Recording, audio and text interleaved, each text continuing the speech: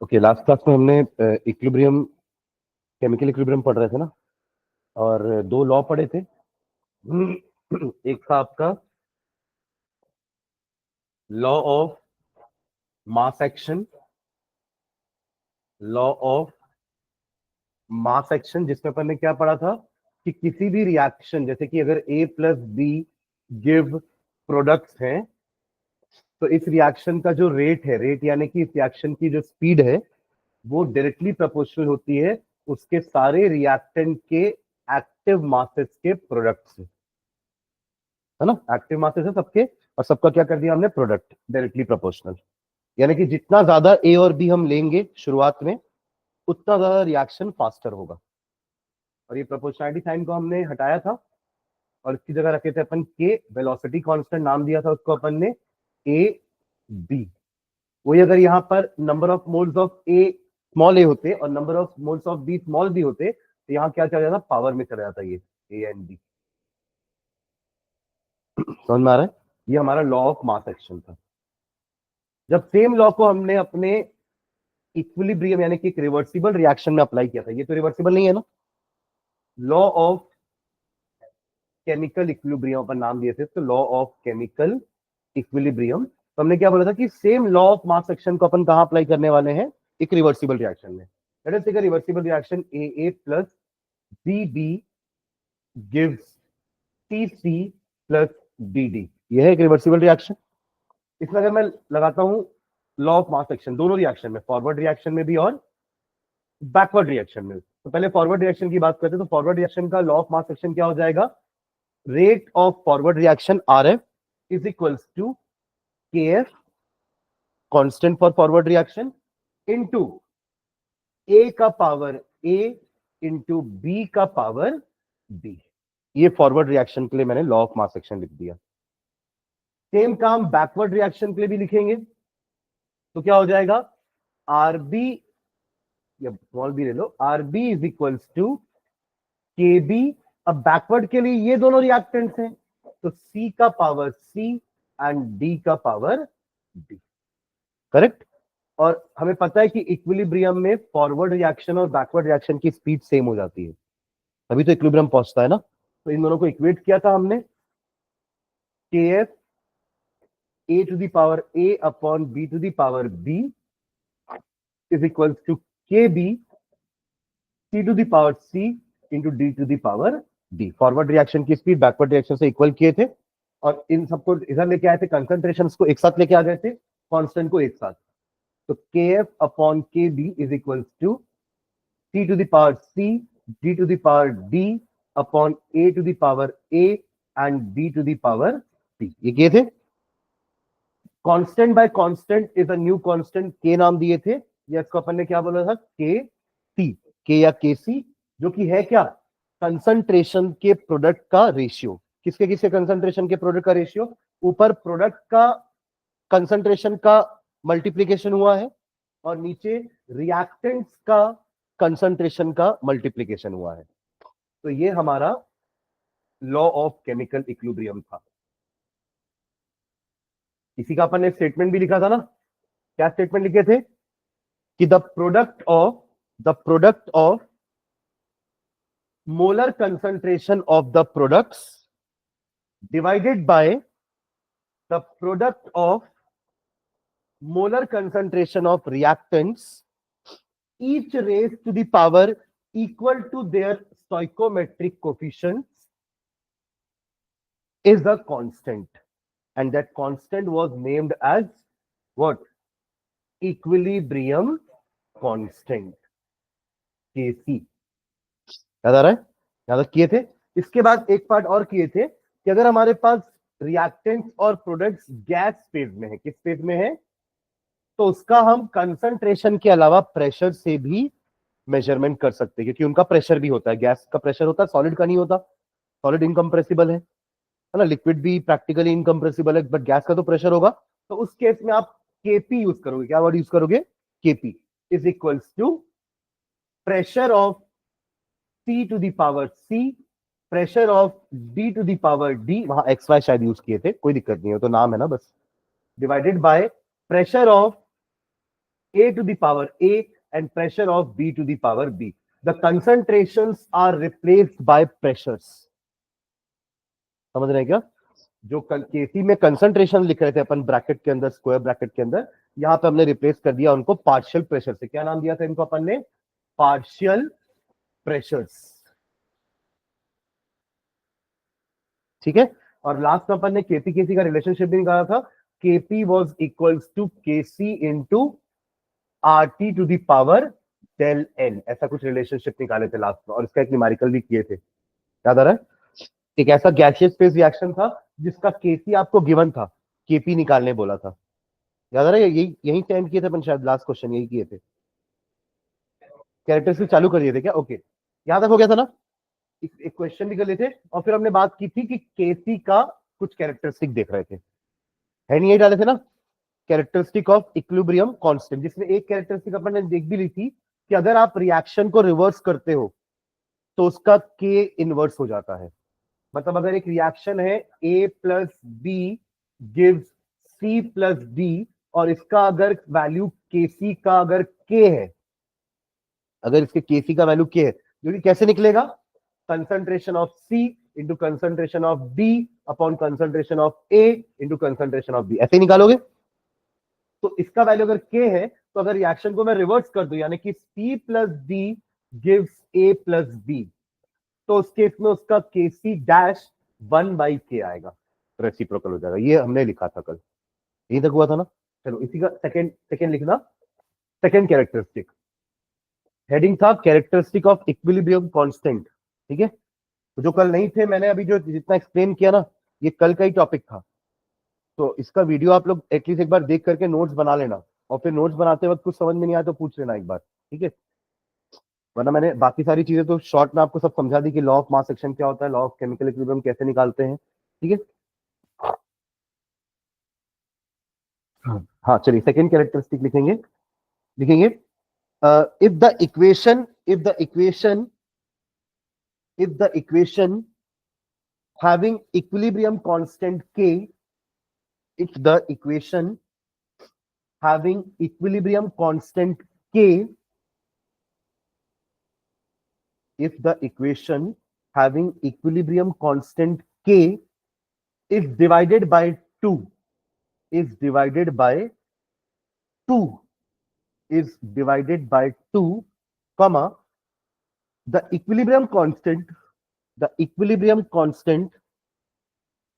for the new equation is the equilibrium constant for the new equation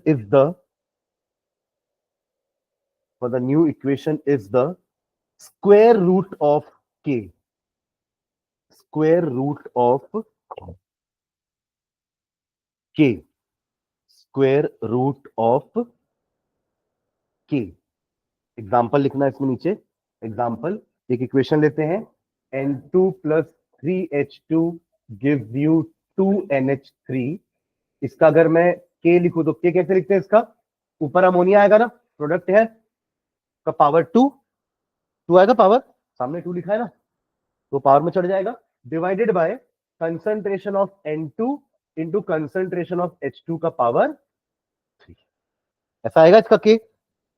अरे अपन ने के ही लिया ना कि इसका इक्विलिब्रियम कांस्टेंट के है, तो के को ऐसे ही लिखोगे.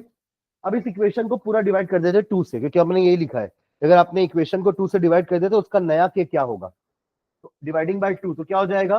1/2 N2 plus 3/2 H2 gives you NH3. होगा ऐसा? तो इसका के कैसे लिखोगे? के डैश क्या हो जाएगा?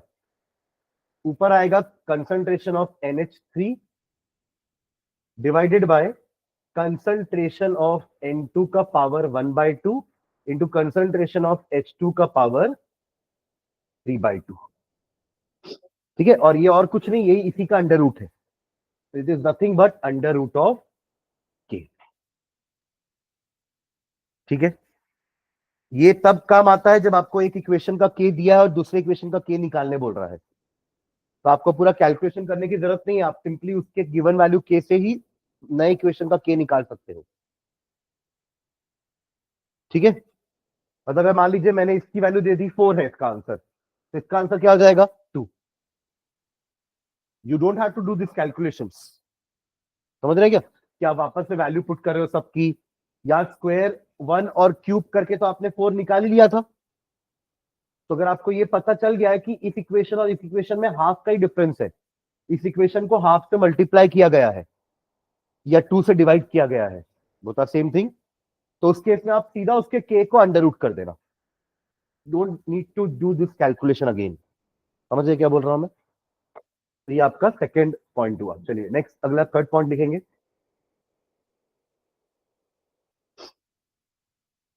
If the equation having equilibrium constant, if the equation having equilibrium constant, if the equation having equilibrium constant,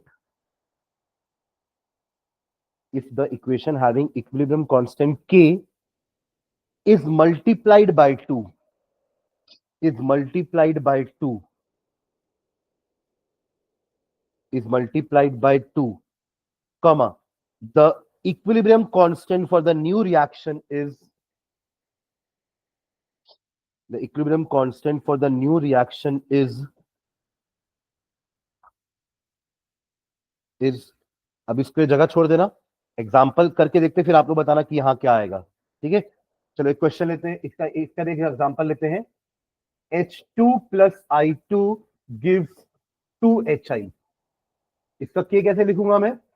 HI का square upon concentration of H2 into concentration of I2, यही आएगा इसका इक्वेशन, के का वैल्यू यही आएगा, है ना? अब इसी इक्वेशन को 2 से मल्टीप्लाई कर रहा हूं जैसा कि हमने लिखा है। क्या हो जाएगा ये? 2H2 plus 2I2 gives you 4HI। तो अब K डैश क्या लिखूंगा मैं? HI का पावर 4, H2 का पावर 2 एंड I2 का पावर 2। इसका और इसका क्या रिलेशन है? स्क्वायर की है, एग्जैक्टली, यानी कि K स्क्वायर। तब वो क्या लिखना समझ में आ गया? The new equilibrium constant for the new equation is the square of K, is the square of K। Complete कर लो सेंटेंस को, is the square of K, यानी कि डिवाइड किए तो अंडर रूट, मल्टीप्लाई किए तो स्क्वायर। समझे क्या? यहां डिवाइड किए थे ना 2 से, तो अंडर रूट करना पड़ा नया के लिए, यहां मल्टीप्लाई किए 2 से तो स्क्वायर करना पड़ा। ये हर के लिए ट्रू है ना, ये मैंने सिर्फ 2 लिया है, अगर आप 3 लिए होते तो यहां क्यूब रूट करते और यहां क्यूब करते, 4 लिया होता तो 1/4 करते और यहां पर होल का पावर 4 करते। 1/4 में समझ गया ना? जैसे ये के का अंडर रूट का मतलब क्या है? K to the power half. समझ गया ना? क्यूब रूट का मतलब क्या होता है? के टू दी पावर 1/3, और फोर्थ रूट का मतलब क्या होता है? K to the power 1/4 and so on. तो आप एन भी लिख सकते हो उसकी जगह, जो अपन ने यहाँ पे 2 लिखा ना दोनों केस में, 2 से डिवाइड 2 से मल्टीप्लाई, आप वहां पे एन से डिवाइड और एन से मल्टीप्लाई भी लिख सकते हो, जनरल हो जाएगा वो। समझे क्या?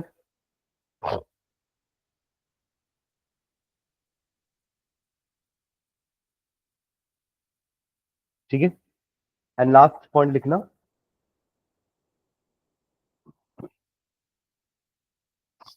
if the equation having equilibrium constant k, if the equation having equilibrium constant k, if the equation having equilibrium constant k is written in 2 steps, is written in 2 steps, if the equation having equilibrium constant k is written in 2 steps, having equilibrium constant k1 and k2, having equilibrium constant k1 and k2, then having equilibrium constant k1 and k2, then अब जगह छोड़ो, conclusion इसके बाद लिखते हैं ना, करने के बाद एक एग्जांपल। तो एक एग्जांपल है N2 plus 2O2 gives 2NO2। इसका के लिखूं क्या? बताइए के क्या होगा इसके लिए? हाँ, तो ऐसे नहीं बोलना square bracket, concentration of NO2। क्या बोलोगे सर? कंसंट्रेशन ऑफ NO2 का power 2 upon concentration of N2 concentration of O2 to the power 2। ये क्या आ गया, लिख लो पहले के। अब इस इक्वेशन को दो स्टेप में करते हैं, ठीक है। दो स्टेप में करने का मतलब, पहला स्टेप होता है N2 plus O2 gives 2NO, पहले ये आता है फर्स्ट स्टेप में। सेकेंड स्टेप में यही जो 2NO आया है ना, इसमें बचा हुआ O2 रिएक्ट करता है और बनाता है 2NO2। समझे क्या? मतलब रिएक्शन वही है, बट एक्चुअली वो दो स्टेप में होता है। याद है अपन वो हेस लॉ में भी देखे थे कि कार्बन टू कार्बन डाइऑक्साइड ऐसे भी बन सकता है, या दो स्टेप कार्बन प्लस ऑक्सीजन, आपको पहले कार्बन मोनोऑक्साइड मिलेगा, कार्बन मोनोऑक्साइड में ऑक्सीजन मिलाओगे तो कार्बन डाइऑक्साइड मिलेगा। ऐसा कुछ अपन ने देखा था, समझ रहे हैं क्या? तो वैसे ही यहां पे भी है ना, यहां पे भी NO2 का दो स्टेप में अपन ने प्रोसेस बनाया। देखो आप दोनों को ऐड करोगे तो यही क्वेश्चन आएगा। समझ रहे हो क्या बोल रहा हूं? ये 2NO कैंसिल हो जाएगा, N2 प्लस 2O2 दिख रहा है यहाँ पे, और 2NO2 दिख रहा है, NO कैंसिल। इसके लिए बता दो K1 क्या लिखू, K1 कंसंट्रेशन ऑफ NO मतलब नाइट्रिक ऑक्साइड होता है, NO2 नाइट्रोजन डाइऑक्साइड है, NO नाइट्रिक ऑक्साइड होता है, N2O नाइट्रस ऑक्साइड, नाइट्रोजन के बहुत सारे ऑक्साइड बन सकते हैं, ठीक है। हाँ चलिए, NO का power 2 upon N2 and O2, ठीक है। चलो K2 बताइए, NO2 का पावर, कंसंट्रेशन ऑफ NO2 का power 2 divided by concentration of NO का power 2 into concentration of O2। बताओ इन दोनों में कुछ रिलेशन है, इन तीनों में कुछ रिलेशन है?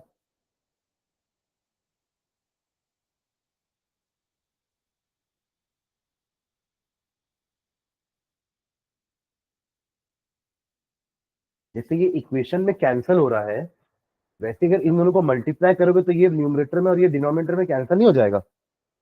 और देखो ऊपर न्यूमरेटर में NO2 स्क्वायर आ जाएगा, नीचे न्यूमरेटर में N2 आ जाएगा, और O2 और O2 स्क्वायर हो जाएंगे। तो अपन क्या लिख सकते हैं, K1 into K2 is equals to K, लिख सकते हैं ऐसा। तो यही अपन कंक्लूड करेंगे, वहां जो देन करके छोड़े ना अपन, then K1 into K2 is equals to K। Equation 1, equation 2, equation 3, from 1, 2 and 3, K1 into K2 is equals to K। Follow किया ना ये वाला? ये देखो, ये N2 स्क्वायर डिनोमिनेटर में, NO स्क्वायर डिनोमिनेटर में कैंसिल हो जाएगा, तो आपको ऊपर मिलेगा NO2 का स्क्वायर और नीचे मिलेगा N2 और नीचे मिलेगा O2 का स्क्वायर। तो अगर एक ही इक्वेशन मल्टीपल स्टेप में हो रहे हैं, तो उन मल्टीपल स्टेप्स के इक्विलिब्रियम कांस्टेंट को मल्टीप्लाई कर दोगे तो आपको ओवरऑल इक्वेशन का इक्विलिब्रियम कांस्टेंट मिल जाएगा। क्लियर है ये?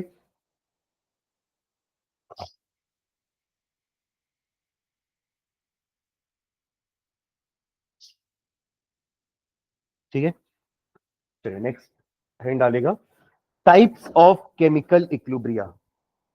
Types of chemical equilibria. Types of chemical equilibria. Hyphen डाल के लिखो, there are two types of chemical equilibria, there are two types of chemical equilibria, there are two types of chemical equilibria. First लिखेंगे homogeneous equilibria, homogeneous equilibria,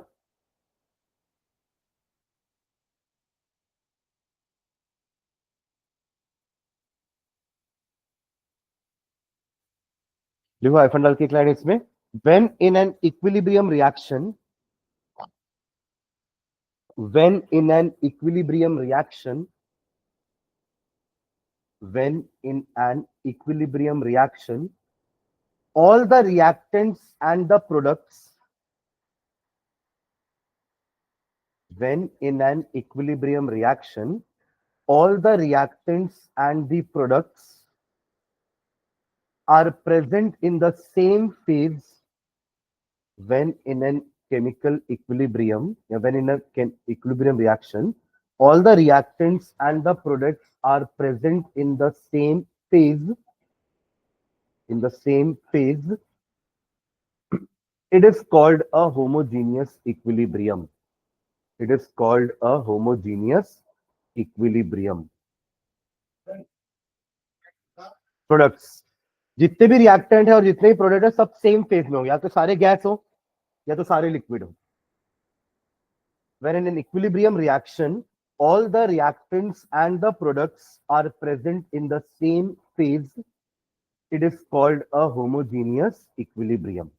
ठीक है, example में लिखो, example H2 plus I2 gives 2HI, ये सब gases हैं। फिर N2 plus O2 gives 2NO, ये भी सब gases. CO plus H2O gives you CO2 plus H2, ये भी सब गैसेस, ठीक है, सब गैसियस रिएक्शन। फिर N2 plus 3H2 gives you 2NH3, ये भी पूरा गैस, सब होमोजेनियस इक्विलिब्रियम का एग्जांपल है। 2SO2 plus O2 gives you 2SO3, ये भी गैसियस थे। तो ये सारे ही गैस फेज के रिएक्शन है, जिसमें कि ऊपर के तीनों को अगर आप ध्यान दोगे तो तीनों में डेल एन का वैल्यू 0 है। डेल एन क्या होता था? हाँ, product, sum of the moles of product minus sum of the moles of reactant. तो 2 माइनस 2, 2 माइनस 2, 2 माइनस 2, समझ रहा है क्या कर रहा हूं मैं? ये 2 है ना, 2 minus 1 plus 1 is equal to 0। 2 minus 1 plus 1 is equal to 0। 1 plus 1 minus 1 plus 1, 0। तो ऊपर के तीनों इक्वेशन में डेल एन का वैल्यू क्या है? 0। और नीचे के दोनों इक्वेशन में भी वही है क्या? नहीं, यहां डेल एन का वैल्यू क्या आ रहा है? Del N not equal to 0। पहले वाले में आ रहा है 2 माइनस 3 प्लस 1 माइनस 2, और इसमें 2 माइनस 2 प्लस 1 माइनस 1। समझे क्या? ऐसे ही लिख लो उसको। एक आध लिक्विड फेस का भी देखते हैं। CH3COOH प्लस C2H5OH, ये कल भी मैंने लिखा था, esterification. Acid plus alcohol give ester, है ना, ये रहा आपका। तो ये दोनों लिक्विड है, ester CH3COO C2H5 plus H2O, ये आपका लिक्विड फेस का रिएक्शन है। हाँ, डिहाइड्रेशन। ठीक है, एक रिएक्शन और लिख रहा हूं, Fe3 plus aqueous plus HCN thiocyanide aqueous gives you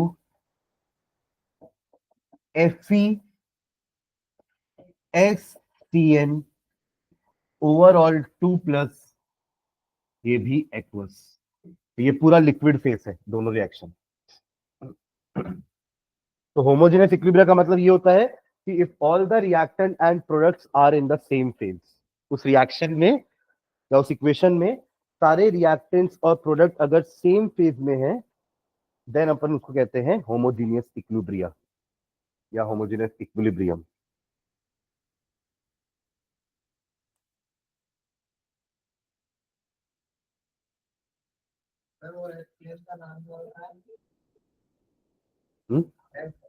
thiocyanide.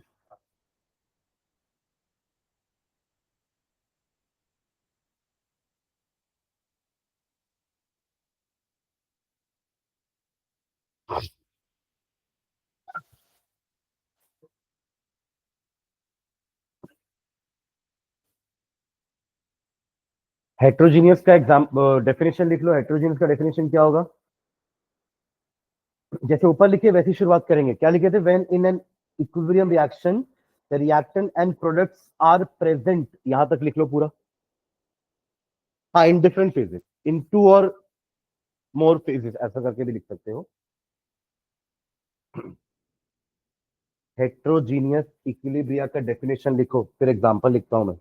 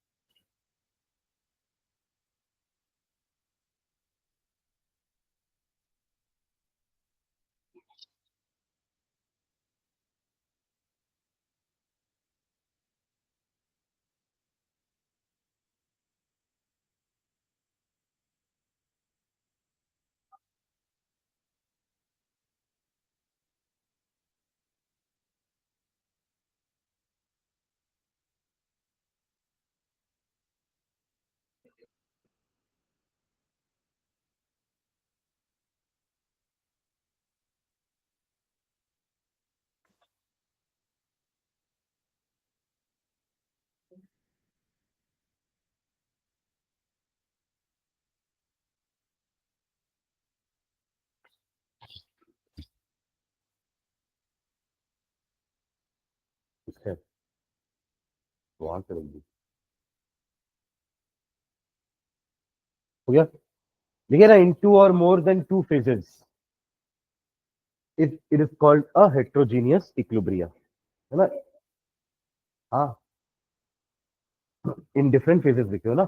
हाँ चले, इन डिफरेंट फेजेस या इन टू और more than two phases it is called a heterogeneous equilibria. ठीक है, एग्जांपल लिखो इसके लिए। कैल्शियम कार्बोनेट लेना, CaCO3, उसको ब्रेक करेंगे CaO और CO2 में। CaCO3 CaO plus CO2। यहाँ पे आपका कैल्शियम कार्बोनेट सॉलिड होता है, कैल्शियम ऑक्साइड भी सॉलिड, और कार्बन डाइऑक्साइड गैस। ठीक है, एक और इक्वेशन लिखो। 3Fe plus 4H2O gives you Fe3O4 plus 4H2। Again, iron solid, ये gaseous vapour, rust solid, and hydrogen gas. क्या नहीं होगा? AgCl, AgCl, हाँ।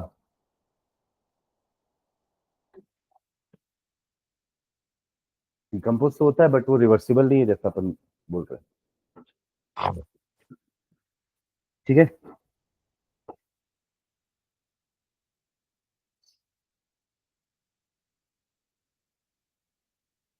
डन। ओके, नोट करके एक पॉइंट लिखना।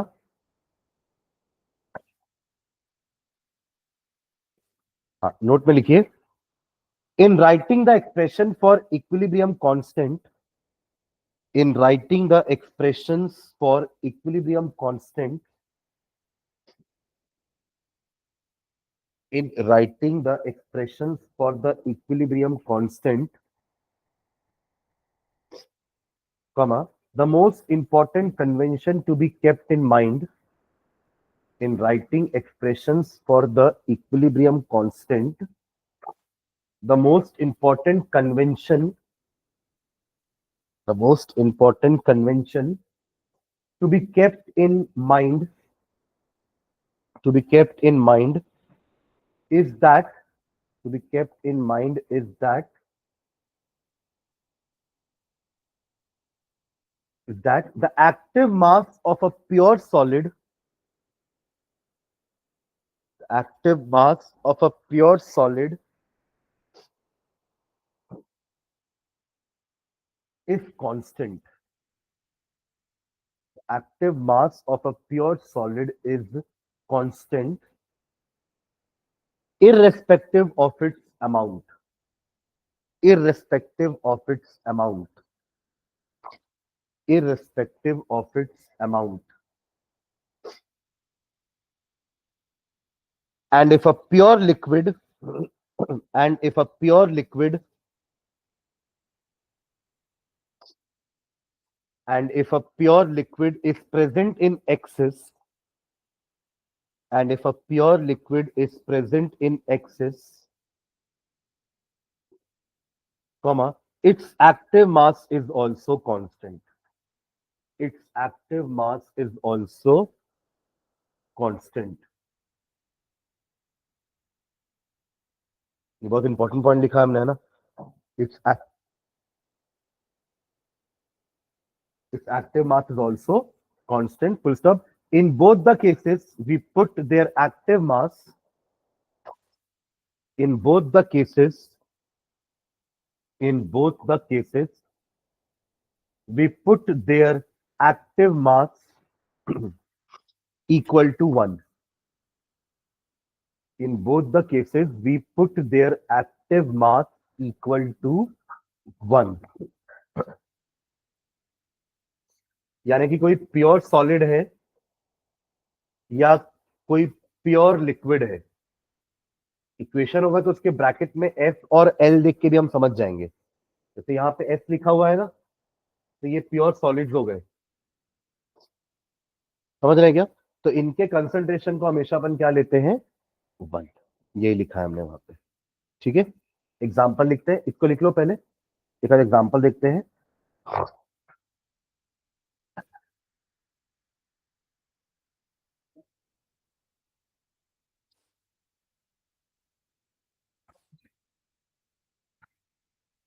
इसी का लिखते हैं कैल्शियम कार्बोनेट वाले का एग्जाम्पल.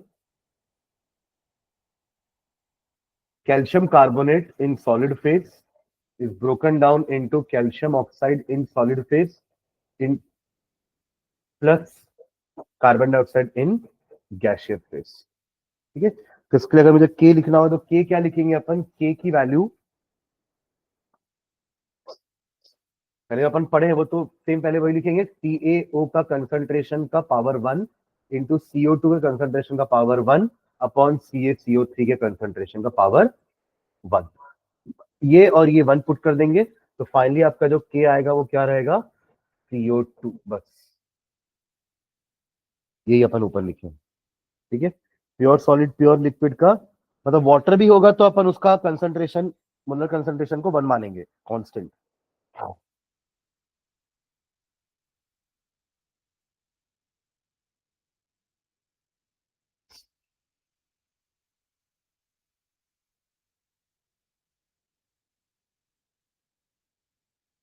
ठीक है, इसके लिखो तो दो सॉलिड्स हैं, एक प्रोडक्ट में एक रिएक्टेंट में है, तो केसी क्या हो जाएगा इसका? के या केसी H2 का पावर 4 अपॉन H2O का पावर. वाटर वेपर है वो, गैस नहीं है, लिक्विड नहीं है.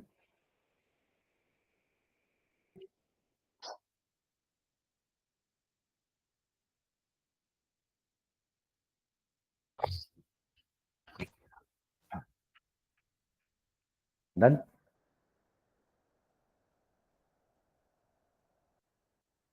इनका यूनिट क्या होगा? अभी तक अपन केसी केपी का यूनिट की बारे में बात नहीं कर रहे थे. इनका यूनिट होगा कि नहीं होगा? ये डायमेंशनलेस है कि इनका कुछ यूनिट होना चाहिए केसी और केपी का? ये हो गया, लिख लिया ना ये. मैं पूछ रहा हूँ केसी और केपी जैसे भी अपन ने बात की ना, ये चलो एक रिएक्शन ले लेते हैं अपना N2 वाला ही. तो या अच्छा, उसमें तो दोनों साइड बराबर थे ना.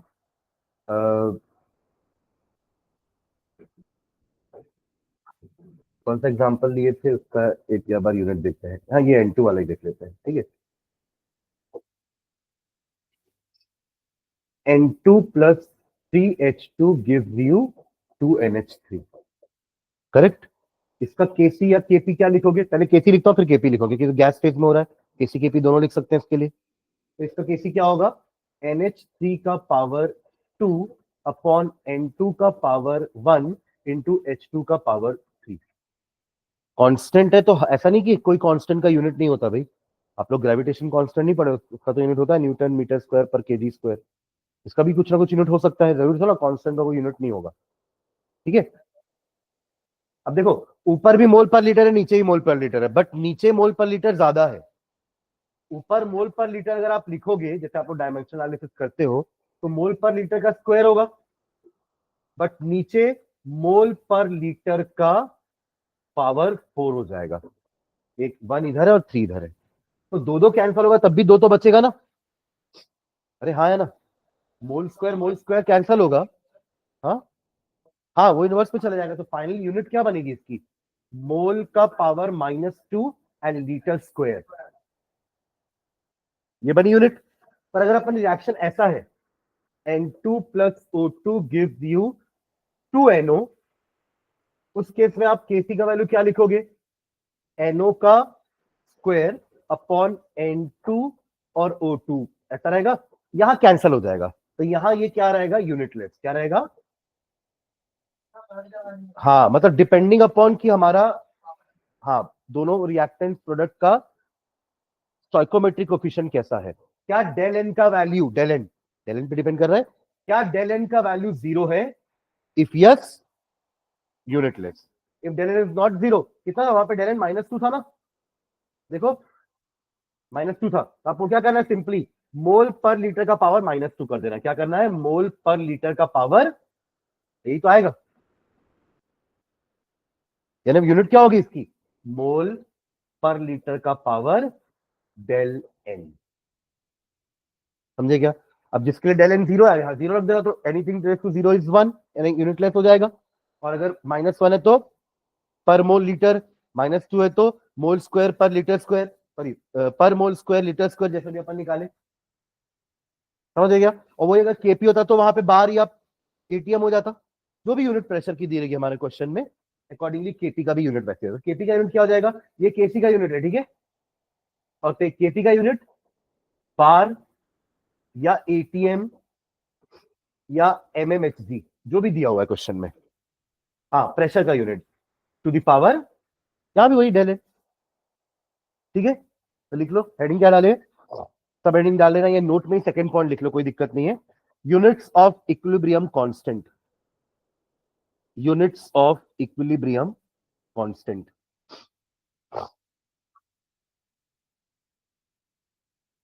यूनिट्स ऑफ इक्विलिब्रियम कांस्टेंट, तो हाइफन डाल के लिखो इसमें।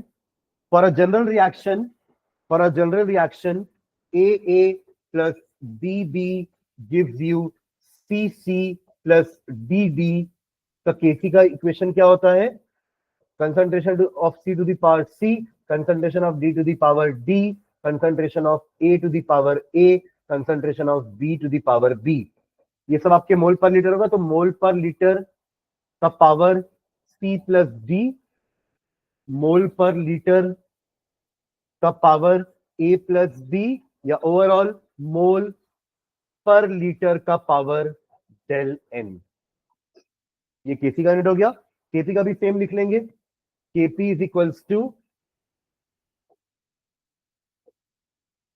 pressure of C to the power C into pressure of D to the power D divided by pressure of A to the power A, pressure of B to the power B.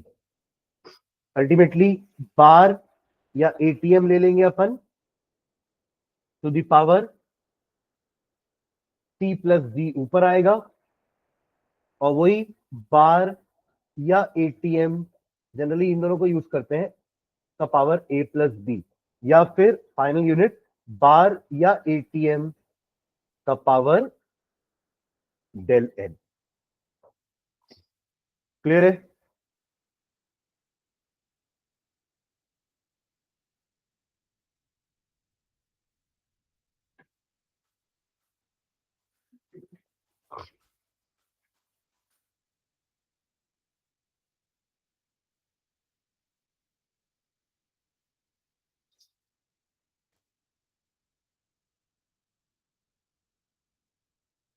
Example अगर आपको लिखना हो तो एक ammonia और वो NO का example लिख सकते हैं। एक बार आपको केसी का यूनिट मोल स्क्वायर, मोल पर मोल स्क्वायर लीटर स्क्वायर में दिख रहा है, और सेकेंड टाइम में केसी का यूनिट आपको यूनिटलेस दिख रहा है, तो दोनों एक एक एग्जाम्पल लिख लो।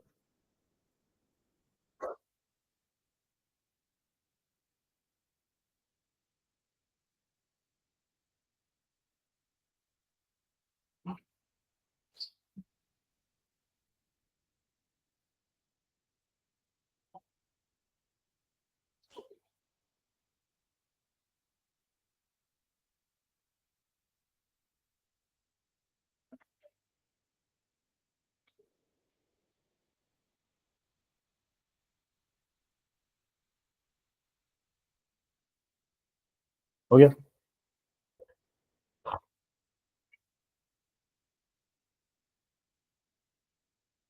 फिर नेक्स्ट सेकंड डालना है applications of equilibrium constant.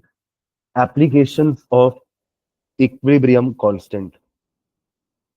Application of KC भी लिख सकते हो, application of equilibrium constant, application of KC. First application लिखना। First, predicting the extent of reaction. मतलब अपन केसी की वैल्यू देख के क्या प्रिडिक्ट कर सकते हैं, अपन ये बोल रहे हैं ना। Predicting the extent of reaction, predicting the extent of reaction.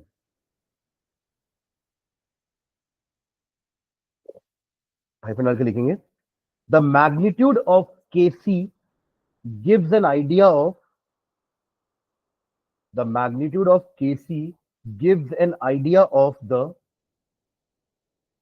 the magnitude of the Kc gives an idea of the relative amounts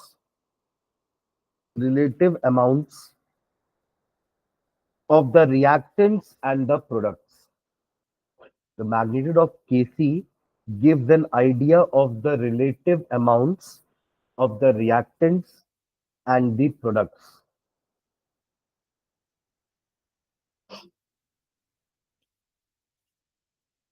ये समझना इसका मतलब क्या है। आप एक्सटेंट ऑफ रिएक्शन प्रिडिक्ट कर सकते हो अगर केसी की वैल्यू, अगर केसी की वैल्यू मान लीजिए बहुत हाई है।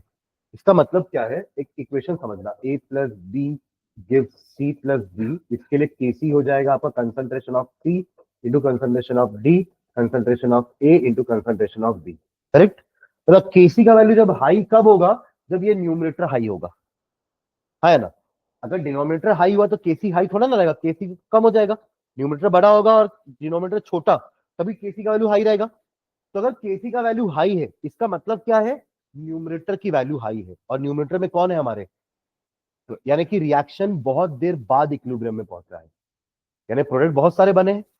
अपने लिखा था ना 3 टाइप के रिएक्शन होते हैं डिपेंडिंग अपॉन द इक्विलिब्रियम, कि एक में इक्विलिब्रियम जल्दी पहुंच गया तो रिएक्टेंट बहुत सारे बच गए, प्रोडक्ट कम बने। एक में इक्विलिब्रियम बहुत देर बाद पहुंचा तो बहुत सारे प्रोडक्ट बन गए, रिएक्टेंट कम बचे। और एक में इक्विलिब्रियम कंपेरेबल क्वांटिटी में पहुंचा। तो ये वाला कौन सा केस होगा, अगर केसी बड़ा है तो हाँ, हाँ ज्यादा प्रोडक्ट, यानी कि reaction has attained the equilibrium very late, बहुत सारे रिएक्टेंट कंज्यूम हो गए हैं। समझ रहे हैं क्या। तो केसी अगर ज्यादा होगा तो अपन बता सकेंगे कि रिएक्शन बहुत देर बाद इक्विलिब्रियम अचीव किया है। पर वही अगर केसी का वैल्यू एकदम कम है तो प्रोडक्ट कम बने होंगे, न्यूमरेटर छोटा है या डिनोमिनेटर बड़ा है, दोनों में से कोई भी चीज बोल लो। न्यूमरेटर छोटा है या डिनोमिनेटर बड़ा है, दोनों ही केस में केसी का वैल्यू छोटा होगा। और अगर ऐसा है न्यूमरेटर छोटा है यानी कि प्रोडक्ट कम बने हैं, रिएक्शन बहुत जल्दी इक्विलिब्रियम अटेंड कर लिया होगा, रिएक्शन ज्यादा देर चला ही नहीं, इक्विलिब्रियम अटेंड कर लिया उसने। और एक होता है कि केसी की मॉडरेट वैल्यू, तब आप बोलोगे कंपेरेबल है। समझ रहे क्या। तो लिखेंगे इसमें, ये फर्स्ट एप्लीकेशन है ना, predicting the extent of reaction. The magnitude of क्या लिखे, the magnitude of equilibrium constant gives an idea of the relative amount of reactants and the products. Case 1 लिखना है इसमें, case 1, case 1 2 3 लिखेंगे। large value of k, moderate value of k, less value of k। हाँ, case 1 large value of kc, large value of kc, large value of kc।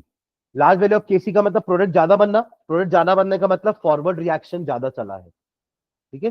हाँ, large value of Kc shows that forward reaction is favored,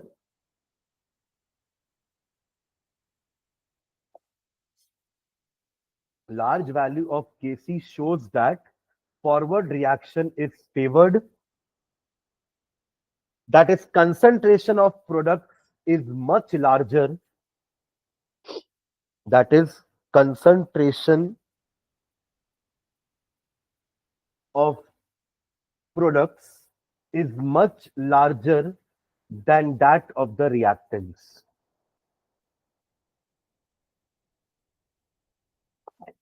that is concentration of products is much larger than that of the reactants at equilibrium. At equilibrium. At equilibrium.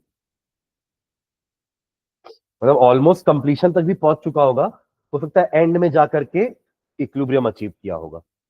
तो product बहुत सारे बन गए, reactant कम बचे, तो बड़ा number by छोटा number gives you अ बड़ा वैल्यू, डिवाइड करोगे तो। ठीक है, चलिए केस टू, इसी में केस टू पहला ही एप्लीकेशन है ना ये, उसी में केस टू क्या लिखेंगे, उल्टा लिख लो, लोअर वैल्यू वाला। Low value of Kc shows that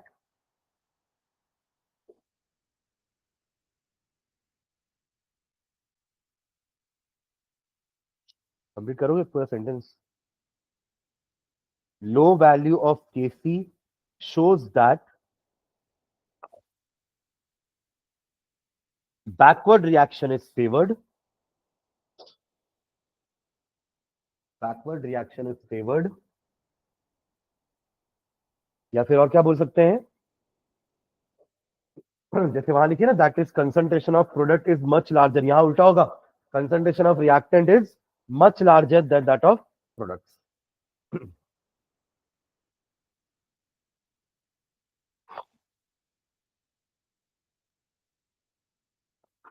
यानी फॉरवर्ड डायरेक्शन में बहुत कम देर चला है reaction. Low value of Kc shows that backward reaction is favored, that is backward reaction favour होगा तो प्रोडक्ट ज्यादा रिएक्ट कर रहे हैं ना, तो रिएक्टेंट ज्यादा बचेंगे, concentration of reactant is much larger than that of the products. ठीक है, and case 3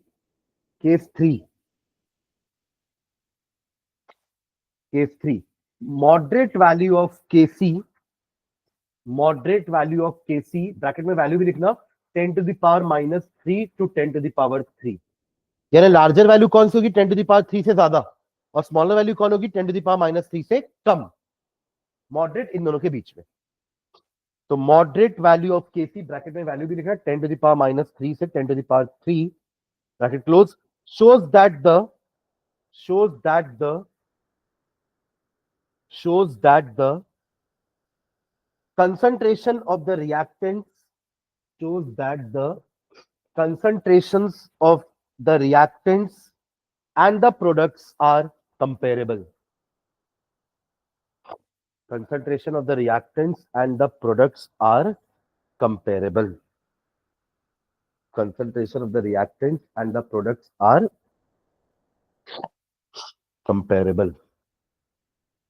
क्लियर है? तो अपने वो तीनों ग्राफ आपको याद आ रहे हैं, एक में आपने रिएक्टेंट को शुरुआत में ही ऐसे ला करके रोक दिया था, प्रोडक्ट भी ऐसे ही रुक गया था, एक बार रिएक्टेंट बहुत नीचे तक आ गया था, प्रोडक्ट बहुत ऊपर तक गया था, और एक बार दोनों बराबरी में ही थे लगभग।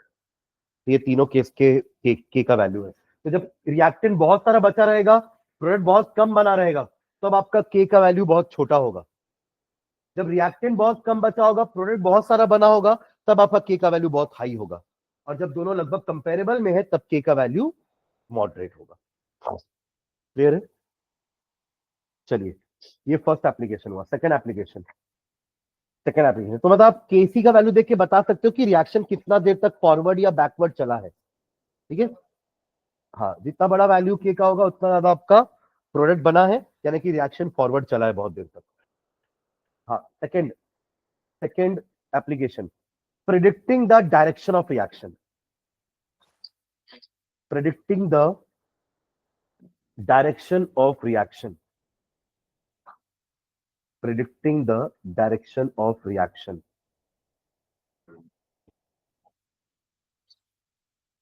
predicting the direction of reaction। लिखोगे इसमें हाइफन डाल के, for a general reaction, for a general reaction, for a general reaction, AA plus BB gives you XX plus YY। For a general reaction, AA plus BB gives you XX plus YY, comma, at any stage of the reaction,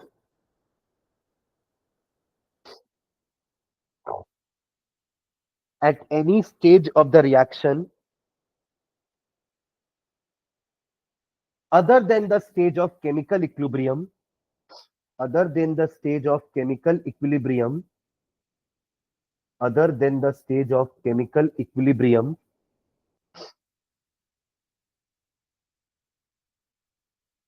comma, concentration ratio, concentration ratio as given by law of chemical equilibrium, concentration ratio as given by law of chemical equilibrium, concentration ratio as given by law of chemical equilibrium is called is called is called concentration quotient, concentration quotient, quotient आप लोग division वाला नहीं करते, quotient QUOTIENT, concentration quotient और reaction quotient, और reaction quotient, bracket में उसका symbol लिखना QC और Q, QC और Q,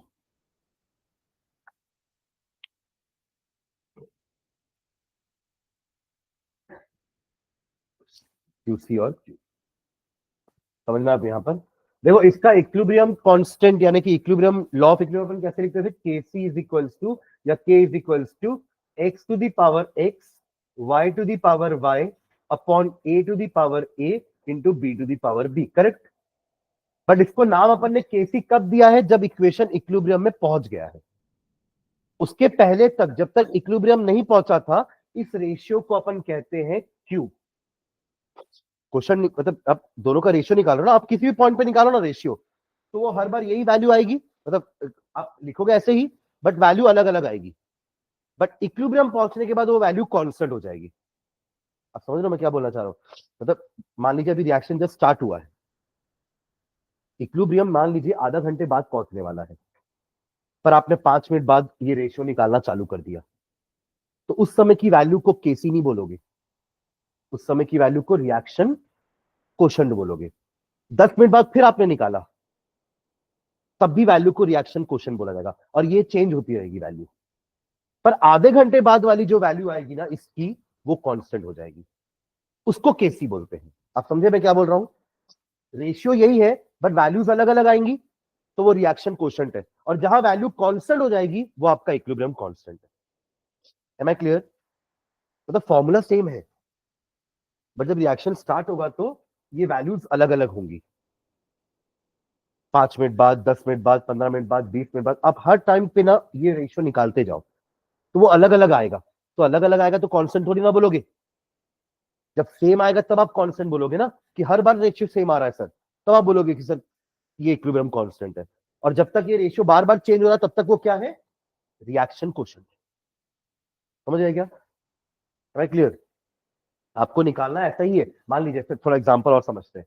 मान लीजिए ये 5 मोल से शुरुआत की है, मैंने 4 मोल से शुरुआत करी है, ये अभी एक एक ही बने हैं, तब जो रेशियो आएगा, जैसे इमेजिन कर रहा हूं ना, रेशियो जो आएगा वो क्या होगा, 1:1/5/4, क्या आया, 1/20। ठीक है, कुछ समय बाद ये अब कम होकर के 4 हो गया, ये कम होकर के 3 हो गया, ये बढ़ करके 1.5 हो गया, ये बढ़ करके लेट्स से 2 हो गया। तो अब जो वैल्यू निकालोगे वो क्या होगी, 1.5 इंटू 2/4 इंटू 3, जो कि आएगा 3/12। तो ये दोनों अलग अलग वैल्यू आई कि नहीं, अगर ये इक्विलिब्रियम कांस्टेंट होता तो वैल्यू सेम होती हर बार, बट ये अलग अलग आ रही है ना, तो इन सब वैल्यूज को अपन क्यू बोलेंगे। पर जैसे ही इक्विलिब्रियम कांस्टेंट यानी कि इक्विलिब्रियम अचीव हो गया, तब तो सबकी वैल्यू कांस्टेंट हो जाती है, तब रेशियो आपका जो आएगा वैल्यू उसको अपन केसी बोलेंगे। यहां तक क्लियर है।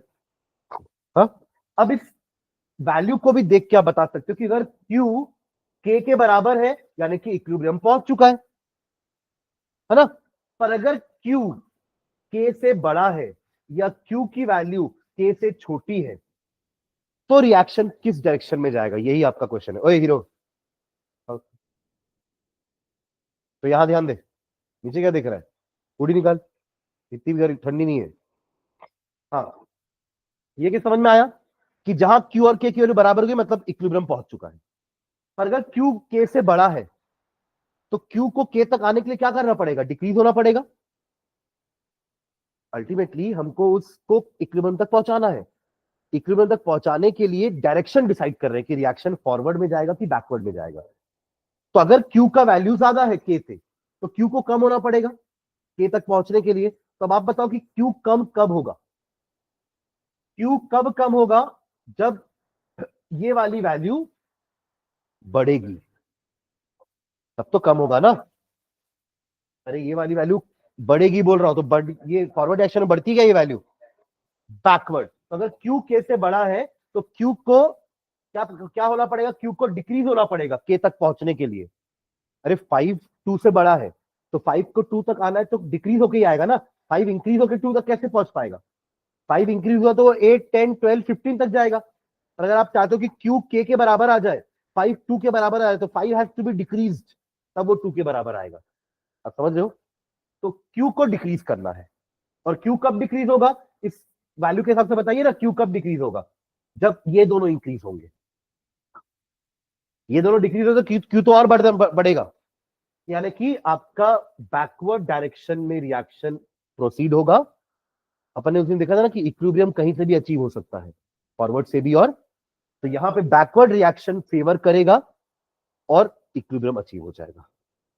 वही अगर Q K से छोटा होता, ये K है ये Q है, तो Q को बढ़ाना पड़ेगा तभी तक K तक पहुंचेगा ना। और Q कब बढ़ेगा?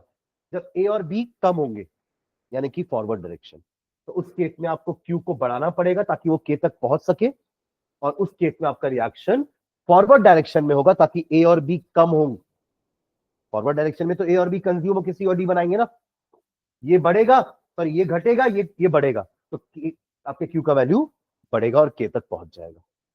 समझ आएगा? ठीक है। तो अभी जो लिखा आपने उतना समझे? क्या लिखे अपन? ये अपन अभी क्या लिखे हैं कि किसी भी टाइम पर इक्विलिब्रियम को छोड़ के, किसी भी स्टेज पर इक्विलिब्रियम को छोड़ के जब भी आप ये रेशियो निकालते हो वो क्यू के बराबर होता है। ये लिखा है। अरे दांत बाद में चबाना घर जाके, अभी जो रीड करने बोला वो रीड कर। क्या बोला मैंने? जो आप लोग लिखे अभी पैराग्राफ, उसमें यही लिखा हुआ है कि जब भी आप किसी भी स्टेज पे रेशियो निकालते हो, किसका? प्रोडक्ट अपॉन रिएक्टेंट का। और ये अपन ने सीखा कहां से? लॉ ऑफ केमिकल इक्विलिब्रियम से। तो जब भी आप ये रेशियो निकालते हो उसकी वैल्यू किसके बराबर होती है? क्यू के बराबर होती है। अगर इक्विलिब्रियम नहीं पहुंचा है तो, अगर इक्विलिब्रियम पहुंच गया तो क्यू के बराबर होगा। और अगर नहीं पहुंचा है तो दो केस हो सकते हैं, या तो क्यू के से बड़ा होगा या तो क्यू के से छोटा होगा। उस केस में आपको डायरेक्शन प्रेडिक्ट करना है कि रिएक्शन अब फॉरवर्ड जाएगा कि बैकवर्ड जाएगा टू अचीव इक्विलिब्रियम। क्लियर है? ठीक है। तो चलो इसमें नीचे लिखना क्यूसी, ये वैल्यू तो लिख लो। QC is equals to X to the power X Y to the power Y upon A to the power A into B to the power B. ये मैं लिखवा रहा हूं सेंटेंस में, यही तो मेन है। ये पहले क्यू की वैल्यू लिख लो फिर अपन, क्योंकि देखो इसी को देख के बता पाओगे ना कि क्यू कब बढ़ेगा क्यू कब छोटा होगा। क्यू कब बढ़ेगा? जब इन दोनों बढ़ेंगे ये घटेगा। और क्यू कब छोटा होगा? जब ये बढ़ेगा और ये घटेगा। Forward backward. हाँ, लिख लिया वो एक्सप्रेशन, नीचे लिखना। If if Q is equals to K, वही तीन केस लिख रहे हैं, पहला ये वाला लिख रहे हैं। If Q is equals to K the reaction is in equilibrium. If Q is equals to K the reaction is in equilibrium. The reaction is in equilibrium. ठीक है। Case two, if Q greater than K, if q greater than k, if q greater than k comma q will tend to decrease, q will tend to decrease, q will tend to decrease so as to become equal to k, so as to become equal to k, so as to become equal to k। Q will tend to decrease so as to become equal to K, full stop. As a result, the reaction will proceed in the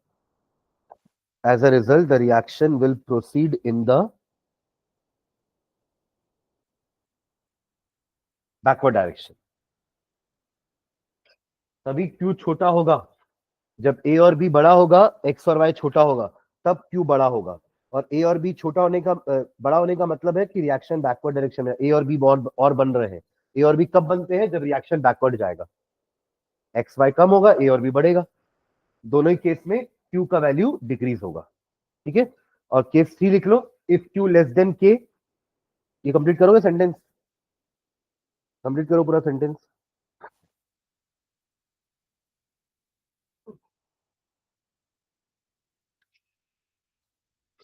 if Q less than के क्या होगा? पूरा लिख लो.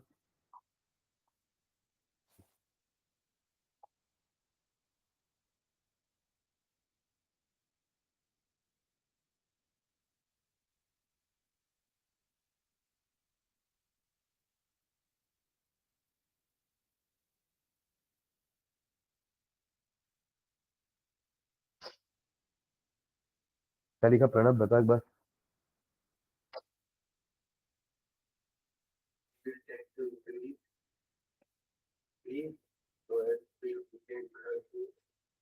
Decrease कैसे होगा भाई? Increase होगा ना.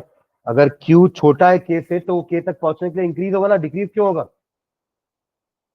Q will tend to increase so as to become equal to K. और उसके लिए क्यू को बढ़ाने के लिए क्या करोगे? एक्स वाई बढ़ना चाहिए या ए बी कम होना चाहिए. दोनों ही केस में क्यू बढ़ेगा. और वो कब होता है? Forward reaction. The reaction will proceed in forward direction. Clear है ये? ठीक है. चलिए third and last application. Calculating और ये सबसे इंपॉर्टेंट एप्लीकेशन है ये. इसके न्यूमेरिकल्स आते हैं. Calculating equilibrium concentrations. Calculating equilibrium concentrations. Calculating equilibrium concentrations. यानी कि इक्विलिब्रियम अचीव होने के बाद रिएक्टेंट्स कितने बचे, प्रोडक्ट कितने बने, उनका कंसंट्रेशन निकालना है. तो कैलकुलेटिंग इक्विलिब्रियम कंसंट्रेशन. ठीक है. इसके लिए अपन सीधा एक न्यूमेरिकल करते हैं. एक क्वेश्चन लिखो.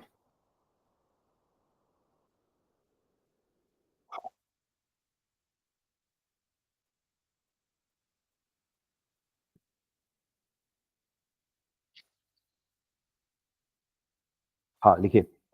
The value of KC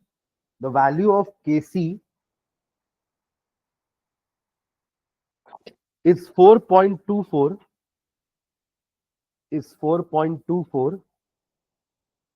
at 800 Kelvin. अब देखो कोई यूनिट नहीं दिया है तो यानी कि वो रिएक्शन है डेल एन जीरो वाला. दोनों तरफ नंबर ऑफ रिएक्टेंट और प्रोडक्ट का number of mole, gaseous mole zero equal आ रहा होगा. माइनस करने पे जीरो हो जाएगा. ठीक है. हाँ. The value of Kc is 4.24 at 800 Kelvin for the reaction CO2 plus H2O gives CO2. Sorry वो CO है ना पहला वाला. CO2 plus H2. अब गैस है.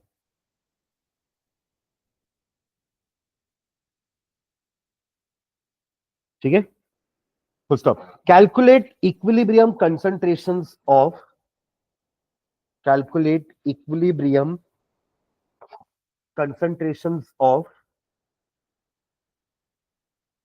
CO2, H2, CO and H2O. If only CO and H2O are sorry. If only CO and H2O are present initially,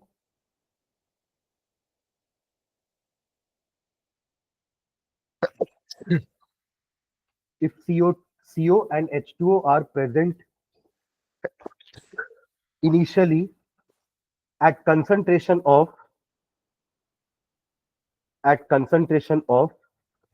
0.1 m each. 0.1 m, m मतलब molarity, each. बस यही data दिया है आपको कि initial concentration ये है। आपको ये बताना है इनिशियल कंडीशन अगर ये है तो इक्विलिब्रियम पहुंचने के बाद ये दोनों कितने बचेंगे और ये दोनों कितने बनेंगे। क्वेश्चन क्लियर है? इतना तो तय है ना कि इक्विलिब्रियम पहुंचेगा, और डेफिनेटली इक्विलिब्रियम पहुंचने के बाद इन दोनों 0.1 से तो कम ही होंगे, रिएक्ट तो करेंगे ना भाई, तो 0.1 से तो कम ही होंगे, और ये जीरो से बढ़ेंगे आगे। अभी इनिशियली जीरो है, रिएक्शन चालू नहीं हुआ है ना। तो एक एजम्पशन लेते हैं अपन, एक्स ले लेते हैं वेरिएबल, कि लेट एक्स, लिखो नीचे, late X mole per litre of TO has been reacted till equilibrium, till equilibrium, है ना। अगर एक्स मोल रिएक्ट कर गया है तो बचेगा कितना यहां पे? हाँ, एट इक्विलिब्रियम। अगला स्टेप यहीं पे लिखेंगे अपन। अब आप लोग रिएक्शन लिख लो पहले, ये स्टेप लिखने के बाद रिएक्शन लिखो पहले।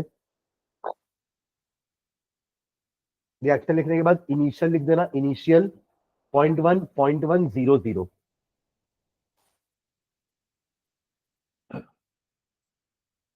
लिखे रिएक्शन। रिएक्शन के नीचे पहले इनिशियल कंडीशन साइड में इनिशियल लिख करके 0.1 m या 0.1 मोल पर लीटर भी लिख सकते हो, 0.1 मोल पर लीटर, और ये दोनों 0 है। ठीक है, चलिए अब यहां ध्यान देना, अब मत लिखो, यहां ध्यान दो। देखो, x mole per litre react हो गया तो बचा कितना? 0.1 माइनस एक्स, यही बचा। और देखो, आप रिएक्शन अगर आपका बैलेंस नहीं है तो पहले बैलेंस करना पड़ेगा, ये तो बैलेंस है ना। अब आप रिएक्शन में खुद देखो, जब एक मोल सीओ होता है तो ये भी एक मोल ही रिएक्ट करता है, और ये दोनों भी एक एक मोल ही बन रहे हैं। यानी कि अगर इसका एक्स मोल खत्म हुआ होगा तो इसका भी एक्स मोल ही खत्म हुआ होगा, तो ये भी उतना ही बचेगा, क्या बोलते हैं, और ये दोनों उतने ही बनेंगे। पॉइंट, ये एक्स से कम हुआ है ना तो ये एक्स से बढ़ेगा। यहां भी 0.1 माइनस एक्स मत लिख देना, वो तो अपन ने बचा हुआ लिखा है। 0.1 इनिशियल था, यानी कि आपने 10 से शुरुआत की थी, उस समय तक एक्स खत्म हो गया तो बचा कितना? 10 माइनस एक्स, और यहां जितना कंज्यूम हुआ है उतना ही तो बना है। एक्स कंज्यूम हुआ तो एक्स बना। Am I clear? तो ये सबकी कंसंट्रेशन आ गई इक्विलिब्रियम की, यही तो है, यही तो निकालना है आपको। X x 0.1 minus x, 0.1 minus x, और इसका वैल्यू को अपन क्या बोलते हैं? केसी। कैसे निकालते केसी? इसका केसी कैसे लिखोगे? KC is equals to X into X upon 0.1 minus X into 0.1 minus X. किसी का पावर 1 से ज्यादा नहीं है, सबका पावर 1 है, और ये वैल्यू आपको दी हुई है कितनी? Is equals to X square upon 0.1 minus X का होल स्क्वायर, या फिर X upon 0.1 minus X is equal to under root of 4.24। इससे एक्स निकल जाएगा, एक्स जो भी निकलेगा यहां पुट कर देना चारों में, हमारा आंसर आ जाएगा। वही तो है कंसंट्रेशन एट इक्विलिब्रियम। ठीक है, चलो बनाओ इसको, एक्स निकालो।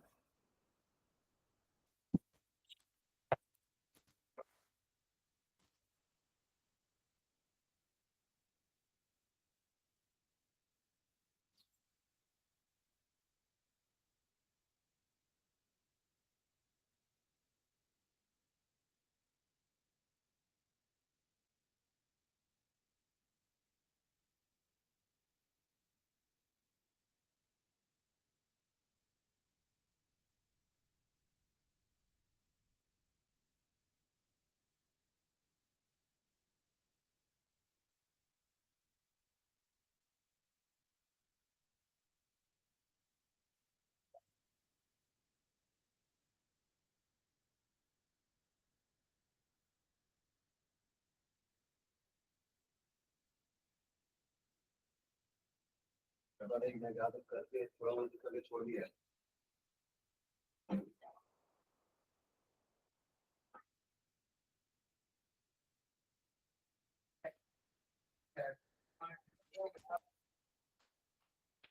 नहीं, x की वैल्यू 2.05 कैसे हो सकती है, कुछ सोच के देखो। उतना तो अपन ने लिया ही नहीं था रिएक्टेंट। 0.1 तो रिएक्टेंट ही है, उसमें से ज्यादा कैसे रिएक्ट करवा दोगे? क्या आ रहा है वैल्यू? 2.05 के बाद कुछ एक और, अगर आप 2 पॉइंट के बाद 2 डिजिट में राउंड ऑफ कर रहे हो तो थर्ड डिजिट भी देखो, उसके हिसाब से राउंड ऑफ होगा वो। 2.06 है एक्चुअली, यानी वो वैल्यू 2.05 प्लस कुछ और 5 से बड़ी वैल्यू आ रही होगी, जिसको राउंड ऑफ करके 2.06 लिखे। ये आप लोग निकालना जानते हो ना, 4.24 का कर रहे हैं ना अपन, तो कुछ ऐसे करते थे ना इसको, पेयर बना बना के लॉन्ग डिवीजन मेथड से। हाँ, कि 2 टाइम्स में करेंगे तो 4 आ जाएगा, तो ये 4, फिर 24 नीचे ले आएंगे तो यहाँ पे 40, ये तो 0 से ही जाएगा क्योंकि अभी तो ये है ना, तो 2.0 से जाएगा ये, तो 24, फिर ये डबल जीरो नीचे आ जाएगा 40, तो 2.0 हो गया है ना। अब अगला क्या मल्टीप्लाई करें, यहाँ पे 5 मल्टीप्लाई करते हैं, तो 5 5 25 और 5 4 20, कितना आया रिमाइंडर 5। हाँ, 6 से पार हो जाएगा ना, तो भी तो बाहर चले जाएगा वो। 10 में से 5 गया 5, 9 में से 2 गया 7, 375 है ना, और ये आ गया 410। अब एक और पेयर ले लेंगे जीरो का, 37500। अब ये आपका शायद 6 या 7 टाइम्स में जा रहा होगा, तो ये 2.05 6 या 7 होगा, जिसको अपन राउंड ऑफ करके 2.06 लिखिए। ये मैथ्स का पार्ट है भाई, 9 से पढ़ते थे। हो गया, 2.06 आया, ये तो अंडर रूट 4.24 का वैल्यू है, तो x is equals to 0.1 minus X into 2.06। मुझे x का वैल्यू चाहिए, निकालो जल्दी। x का वैल्यू 0.1 से तो ज्यादा आ ही नहीं सकता।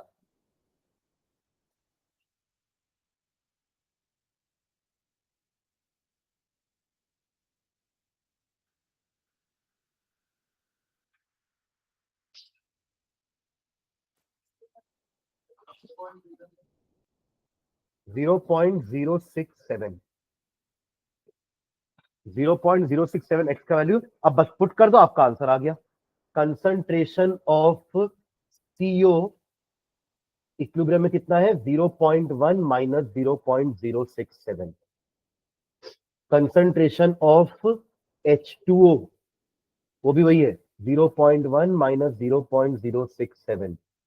Concentration of H2 and concentration of CO2, ये तो x ही है, 0.067, 0.067। ये 0.033 होगा क्या, समझे?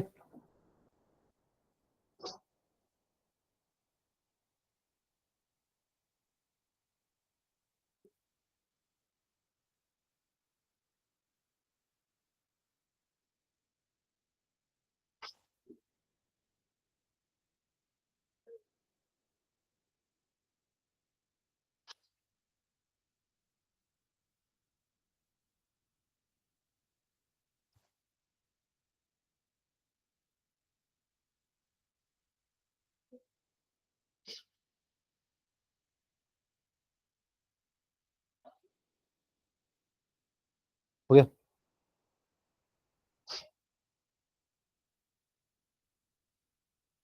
ये हर बार ऐसा नहीं होगा ना, रिएक्शन पे डिपेंड करेगा। एक क्वेश्चन और एग्जांपल लेते हैं, ये हो गया सबका। ये हमारा फाइनल आंसर है चारों। इक्विलिब्रियम आने के बाद ये दोनों रिएक्टेंट इतने बचेंगे और ये दोनों प्रोडक्ट इतने बनेंगे, ठीक है। अब कांस्टेंट हो जाएगा, अब क्योंकि इक्विलिब्रियम पहुंच चुका है। अब ना ये बढ़ने वाला है ना ये घटने वाला है। जितने देर में ये दोनों आगे बढ़ेंगे भी ना, उतने देर में ये दोनों फिर से इनको बना देंगे, तो the reaction value ratio become constant, ठीक है।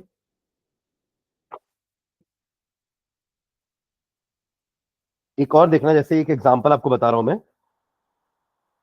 अगर इक्वेशन ऐसा कुछ है, 2a plus B equilibrium 3 plus 2d, अगर ऐसा इक्वेशन होता तो मान लेते थे इनिशियली ये ए है और ये बी मोल है, जो वहां पे 0.1 लिए थे ना। मान लेते हैं ये ए मोल पर लीटर है, बी मोल पर लीटर है, ये दोनों अभी तक बने नहीं है। हाँ भी किए थे ना, बस वहां पे क्वेश्चन था तो 0.1 दिया था, यहां मैंने उसको ए और बी ले लिया। ठीक है, चलो मान लेते हैं कि X mole of A react हो चुका है। X mole of A react, जैसे वहां माने थे कि X mole of CO has been reacted. ठीक है, तो ये कितना बचेगा इक्विलिब्रियम में पहुंचने के बाद? A minus x. अब ध्यान देना, ये अगर x रिएक्ट किया है तो ये भी x रिएक्ट नहीं करेगा ना, ये उसका आधा रिएक्ट करेगा। अब रिएक्शन में देख रहा है कि जब इसका 2 मोल रिएक्ट करता है तो इसका 1 ही मोल करता है। तो अगर ये आपने x माना तो ये क्या हो जाएगा? x/2 रिएक्ट किया है तो बचेगा कितना? समझे क्या? ये कितना बनेगा? अरे x/2 बनेगा, x/2 बनेगा और ये x बनेगा। समझे क्या? यही समझा रहा था मैं, मेन यही है इक्वेशन। देखिए ये आ गया ना, उसके बाद तो फिर आपको बस केसी लिखना है। तो क्या हो जाएगा इसका KC? K is equals to x/2 into X, पर ये 2D के लिए x का स्क्वायर करोगे, ध्यान रखना। ये जनरली लोग भूल जाते हैं। यही तो अपना इक्वेशन है ना, इसमें ही लगेगा कुछ भी, इसका पावर 1 है, इसका सॉरी इसका कोएफिशिएंट 1 है, divided by a minus X to the power 2 b minus X. बस अब इसमें आपको k का वैल्यू दिया रहेगा क्वेश्चन में। यही तो हमारा एप्लीकेशन है कि k की वैल्यू की हेल्प से हम इक्विलिब्रियम के सारे कंसंट्रेशंस निकाल रहे हैं। तो आपको k दिया रहेगा x, और ये a और b भी दिया रहेगा कि इनिशियली आपने रिएक्टेंट इतना लिया, इतना तो पता होना चाहिए आपको। जैसे अभी भी डेटा क्या क्या दिया था, अभी भी इस क्वेश्चन में आपको 2 डेटा दिया हुआ था, इनिशियल कंसंट्रेशन दिया था और k का वैल्यू दिया था। ये 2 डेटा तो हमेशा दिया रहेगा आपको कि आपने शुरुआत कितने रिएक्टेंट से करी और kc का वैल्यू कितना है, तभी आप इक्विलिब्रियम की कंसंट्रेशन निकाल पाओगे। तो यहां भी सेम प्रोसेस करना है, के आपको दिया रहेगा, ए और बी भी आपको दिया रहेगा। आपको ये क्वाड्रेटिक इक्वेशन टाइप का कुछ बन सकता है शायद, क्वाड्रेटिक इक्वेशन सॉल्व करना आता है ना। अगर वो splitting the middle term type का आया तो डायरेक्टली हो जाएगा, बट जनरली इसमें ऐसा होता नहीं है। इसमें आपको श्रीधराचार्य वाला फॉर्मूला यूज करना पड़ता है, minus B plus minus under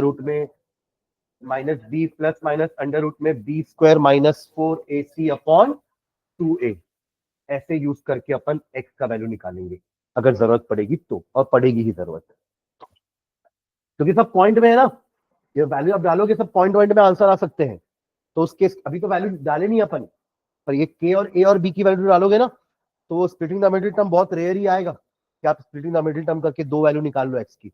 आपको यही मेथड यूज करना पड़ेगा, और इसके बाद एक्स की आपकी एक वैल्यू पॉजिटिव आएगी और एक वैल्यू नेगेटिव। किसको नेग्लेक्ट कर देंगे? नेगेटिव, क्योंकि नेगेटिव कंसंट्रेशन कैसे हो सकता है? या तो कंसंट्रेशन होगा या तो नहीं होगा, नहीं होगा तो जीरो होगा, होगा तो कुछ पॉजिटिव वैल्यू होगी, तो इसको अपन नेग्लेक्ट कर देंगे। और फिर इस एक्स की वैल्यू को यहां पुट करोगे तो आपको चारों का इक्विलिब्रियम का कंसंट्रेशन मिल जाएगा। समझे क्या? अभी भी हमने यही किया, बस यहां पर अच्छी बात क्या थी कि ये दोनों एक ही टाइप का था, तो अपन स्क्वायर कर दिया और अंडर रूट निकाल दिए, तो यहां पे क्वाड्रेटिक नहीं बना। समझे क्या बोल रहा हूं मैं? पर ऐसा नहीं होता हर बार ना, क्वाड्रेटिक बनता है इक्वेशन। क्लियर है? तो नोट करके पहले इसको लिखो, एक क्वेश्चन और करते हैं फिर एंड करेंगे जल्दी। नोट में ये लिखो इतना,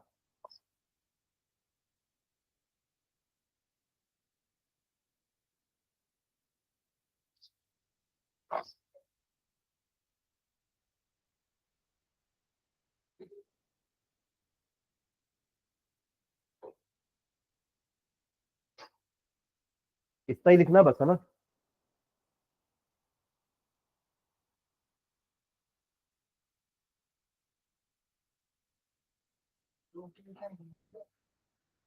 हाँ ये इनिशियल है, वो एट इक्विलिब्रियम, ये इनिशियल है, ये है एट इक्विलिब्रियम।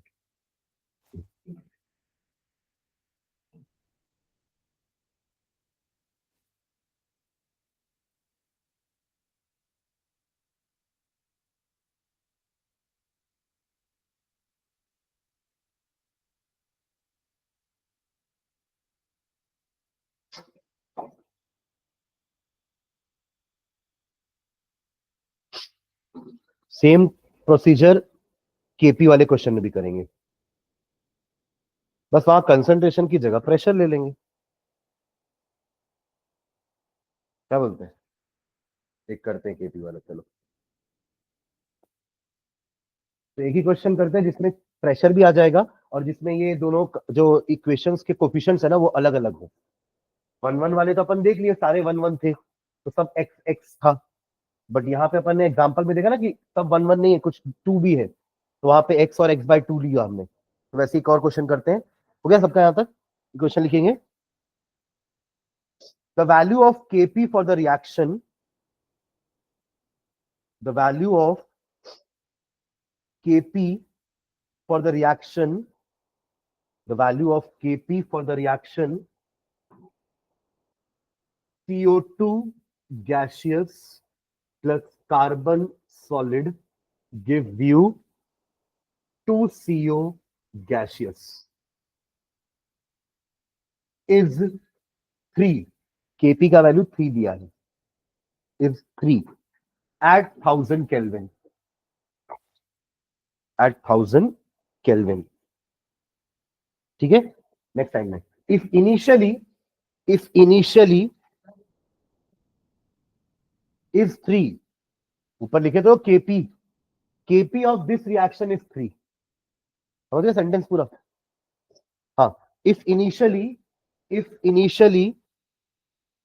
ऐसा दिया है क्वेश्चन में PCO2, यानी कि CO2 का प्रेशर दिया इनिशियली वाला। अभी तक CO2 का कंसंट्रेशन दे रहा था क्योंकि केसी का क्वेश्चन था, अब केपी का क्वेश्चन है तो इनिशियल प्रेशर दिया हुआ है जो कि कम होगा धीरे धीरे, क्योंकि रिएक्टेंट है ना वो, तो रिएक्टेंट का प्रेशर कम होगा, प्रोडक्ट का प्रेशर बढ़ेगा। जैसे वहां रिएक्टेंट का कंसंट्रेशन कम हो रहा था, प्रोडक्ट का कंसंट्रेशन बढ़ रहा था। ठीक है, हाँ। If initially PCO2 is equals to 0.48 bar, PCO is 0। Initially है ना, बना ही नहीं है CO, तो उसका प्रेशर कहां से आ जाएगा? समझ जाएगा? उसका मॉलिक्यूल होगा तब तो उससे कारण प्रेशर आएगा ना, और वो तो सॉलिड है, का प्रेशर 0। ठीक है, हाँ। तो if initially PCO2 is 0.48 bar and PCO is 0 bar and pure graphite is present, ये ग्राफाइट है, ग्राफाइट लो, डायमंड लो, चारकोल, कार्बन, कोक, सबके लिए कार्बन ही लेते हैं अपन, सब कार्बन के अलग अलग तरह के एलोट्रॉप्स हैं। ठीक है, and pure graphite is present, यानी pure solid is present. Calculate the equilibrium partial pressures of, calculate the equilibrium partial pressures of, calculate the equilibrium partial pressures of, वहां निकाल रहे थे calculate the equilibrium concentrations of, यहां पे pressures of CO and CO2, of CO and CO2, of CO and CO2। ठीक है, चलिए again initial कितना दिया है? 0.48, ये तो 0 0। ठीक है, इसको तो लेंगे ही नहीं, वो तो प्योर सॉलिड है। ठीक है, तो आप उसको नहीं भी लिखोगे तो भी चलेगा। हो गया यहां तक?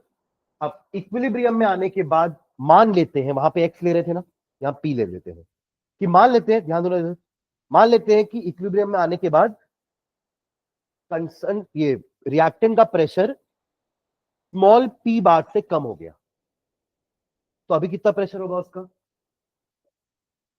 माइनस पी बार से कम हुआ ना भाई, वहां कंसंट्रेशन कम हो रहा था, यहां प्रेशर कम हो रहा है उसका, तो अगर इसका पी बार से कम हुआ तो यहां पे 2p, क्या मैं उसके लिए तो 2p बोलना चाहिए ना फिर। आप देखो ना, अगर इसका प्रेशर 1 से कम हो रहा है तो इसका प्रेशर 2 से बढ़ेगा, 1 और 2 है ना कोफिशिएंट्स, जैसे वहां कंसंट्रेशन के साथ कर रहे थे, यहां वही काम प्रेशर के साथ करना है। समझ गया क्या? क्लियर है ये लाइन? ये इंपॉर्टेंट है, मैंने उस समय भी कहा आपको कि ये समझना जरूरी है कैसे आया है ये, क्योंकि यही पे तो वैल्यू पुट करोगे तो हमारा फाइनल आंसर आने वाला है। सुन रहे हैं क्या? पी बार से अगर रिएक्टेंट का प्रेशर कम हुआ है तो 2p से इंक्रीज क्यों किया उसका प्रेशर? क्योंकि कोफिशिएंट्स में 1 और 2 है। अगर यहां भी 1 होता ना तो यहां भी आंसर, यहां भी p लिखते हैं अपन। ठीक है, तो it all depends on the stoichiometric coefficients. Clear है? हो गया, आगे बढ़े। चलिए, केपी का वैल्यू क्या है? 2p का स्क्वायर आया ना, स्क्वायर मत भूलना भैया ना, ये 2 तो भूलना मत, जो पावर में चढ़ाना है। डिवाइडेड बाय 0.48 माइनस पी, यहां जरूरत नहीं है ऊपर पावर में, क्या बनेगा देखो आपका क्वाड्रेटिक इक्वेशन। केपी का वैल्यू क्या दिया? 3 दिया है ना, पुट करो 3 की वैल्यू यहाँ पे, 3 मल्टीप्लाई करो इधर, 0.48 minus P is equals to 4p square. तो इक्वेशन क्या बना? 4p स्क्वायर माइनस, ये इधर लेके आते हैं, माइनस प्लस हो जाएगा 3p, ये माइनस 3p है ना, उधर आके प्लस 3p हो जाएगा, और प्लस 48 इंटू 3 कितना होता है? 48 96, हाँ वो माइनस हो जाएगा, सॉरी, 96 प्लस 48 144 1, हाँ 1.44 इज इक्वल्स टू 0। चलो अब बताओ p का वैल्यू। अब या इसमें क्या स्प्लिटिंग द मिडिल टर्म कर पाओगे क्या? तो वही लगाना पड़ेगा, सीधा चारे वाला फॉर्मूला, हाँ यही वाला, p इज इक्वल्स टू, यहाँ इक्वेशन लिख रहा हूँ, x is equals to minus B plus minus under root में B square minus 4ac upon 2a। Equation किस टाइप का रहता था? A X square plus B X plus C is equal to 0, तब ऐसा लिखते थे ना अपन। तो बस इसी को फॉलो करो, तो p इज इक्वल टू क्या आ जाएगा? माइनस ऑफ b, यानी कि minus of 3 plus minus under root में b का स्क्वायर करूंगा, यानी कि 3 का square minus 4 into A is 4 into C is minus 1.44, minus plus हो जाएगा into 1.44 divided by 2 into A 8। समझे क्या? सही आ रहे हैं ना?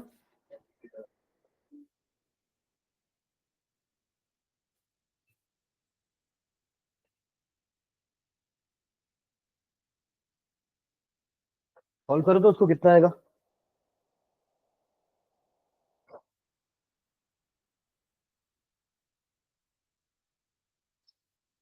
अंडर रूट के अंदर कितना वैल्यू आ रहा है उसको मल्टीप्लाई करके बताओ ना मुझे। 16 इंटू 144, 16 इंटू 144, ओए कैसे रख अंदर? एग्जाम में रखेगा तो रख, कभी कर, एग्जाम में नहीं करना है तो फिर अभी मत करो। क्या क्या बता रहा है टेन? पूरा अंडर रूट सॉल्व करके, क्या अंडर रूट के अंदर? नहीं ना भाई, कैसे? 9 तो यही है भाई, तो ये क्या बस 1 पॉइंट कुछ आ रहा है क्या? उसमें भी देख, 4 इंटू 4 16 है, 16 इंटू 1 16 तो आएगा ही कम से कम वो, 16 और 9 कम से कम 25 तो आना ही चाहिए अंदर, तो 10 ले आया एकदम, कम से कम 25 बोल रहा हूँ, ज्यादा भी हो सकता है। क्या आ रहा है? 23 ये इन तीनों का मल्टीप्लीकेशन ना, 23.04 आ रहा है, प्लस 9 32, 32 आएगा ना, 32.04, p is equals to minus 3 plus minus under root में 32.04 डिवाइडेड बाय 8। अभी ठीक है? 29 कौन ऐड करेगा?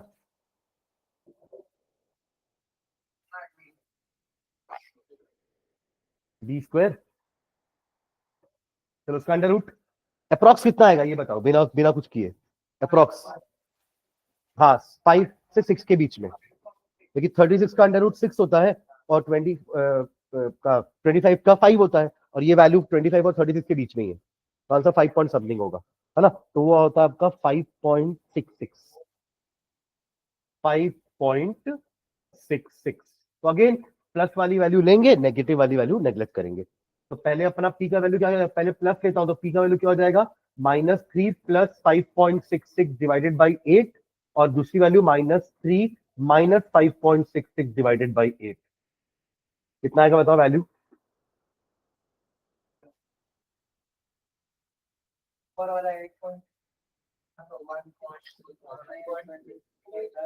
भाई साहब प्लस माइनस है वो, कहां से 2.66?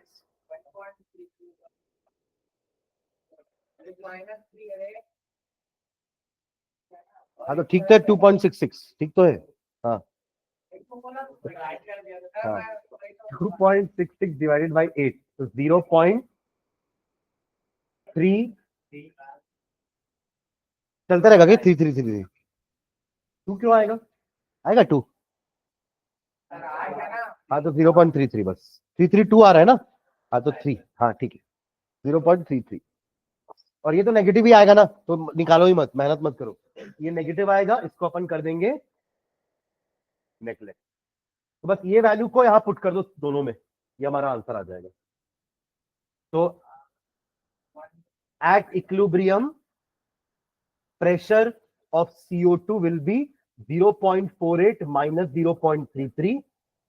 At equilibrium, pressure of CO will be 2 into 0.33. ये हो जाएगा 0.66 एटीएम था ना क्या दिया था बार और ये हो जाएगा आपका 0.15 बार। समझेगा क्वेश्चन है ना। इस तरह के क्वेश्चन आते हैं एग्जाम में न्यूमेरिकल। ठीक है अगर ये समझ में आ गया तो एक क्वेश्चन होमवर्क ले लो और एंड करते हैं क्लास को। चलो लिखो क्वेश्चन। हाँ जी